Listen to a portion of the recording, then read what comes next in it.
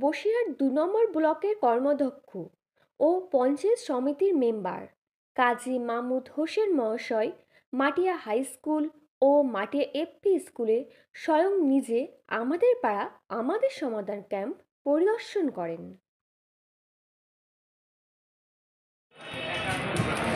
এই প্রথম শুরু হচ্ছে আমাদের পাড়া আমাদের সমাধান। তো এখানে কেমন মানুষের সাড়া পাচ্ছেন? দেখুন, দিদির এই যে অভূতপূর্ব প্রকল্প, এর আগে দুয়ারে সরকার হয়েছিল, সেটাও আন্তর্জাতিক একটা খ্যাতিসম্পন্ন একটা পুরস্কার পেয়েছে। এবং আশা করি আমরা আমাদের পাড়া আমাদের সমাধান, সাধারণ মানুষের যে সমস্যার সমাধান হবে, পাড়া থেকে 10 লক্ষ টাকা পাওয়া যাবে, সেটা দিদিকে প্রকল্প। তার জন্য সাধারণ মানুষ খুব আপ্লুত অভিভাবক। আমি আর একটা ক্যাম্পে গেছিলাম, এখানেও এসেছি। লোকনাথ চলছিল, এখানে লোকনাথের জন্য খুব অবচল অবস্থায় ছিল, ক্যাম্প করার মতো পরিবেশে ছিল না।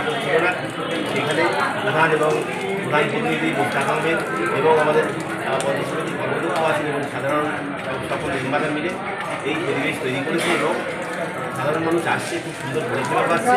সবাই খুব আনন্দের সঙ্গে আমাদের সমাধানে আসছে, তার সঙ্গে দুয়ারে সরকার।